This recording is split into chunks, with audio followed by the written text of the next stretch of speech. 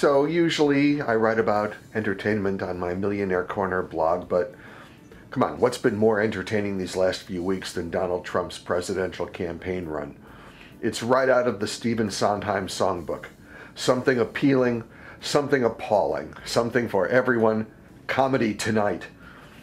Well, actually, it's playing out more like a mockumentary of the political process, but not even Christopher Guest and his genius ensemble could have devised a character like Trump.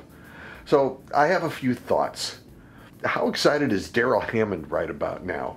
Though he left Saturday Night Live in 2011, he did return last year to serve as announcer after Don Pardo died, and Hammond's Trump is definitive. Not since Tina Fey and Sarah Palin has there been a better impressionist match made in comedy heaven. Also, now, in Chicago, the unofficial sport is 16-inch softball, in which the pitcher lobs this melon-sized orb, and to the batter it must look like the biggest, ripest target. And that's what Trump must look like to comedians being given this precious gift of a Trump candidacy. But the thing about 16-inch softball and Donald Trump is that as ripe and inviting as that target may be, it's all the more embarrassing when you flail and miss. Trust me on that one. So far, few have been able to rap more than a double off Trump. I mean, even David Letterman. He recently returned to the stage alongside Martin Short and Steve Martin to deliver a Trump 10 list of interesting facts, and that was hit and miss. Likewise, Trump's critics who toil in the media. Interview after interview with CNN's best and brightest, and Don Lemon, leaves Trump untouched, unscathed. Now, Trump is derided by many as a bully for his abusive tweets and public put-downs of those who criticize him or joke about him.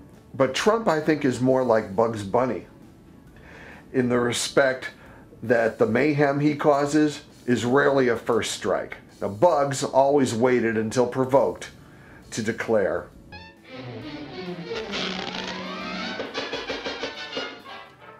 Of course, you know, this means war.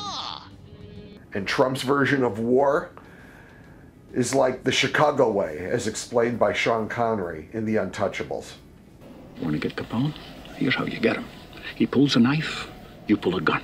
He sends one of yours to the hospital, you send one of his to the morgue. That's the Chicago way. And that's how you get Capone. So, in Trump's world, that translates to Chuck Todd compares you to segregationist George Wallace. You call him Sleepy Eyes on Twitter. There's a line in The American President in which Michael Douglas's Andrew Shepard proclaims, "We have serious problems to solve and we need serious people to solve them." Now, Trump may not be that guy as he violates every rule of political etiquette. And this may also be why he's currently #1 in the polls. But he is dominating the conversation.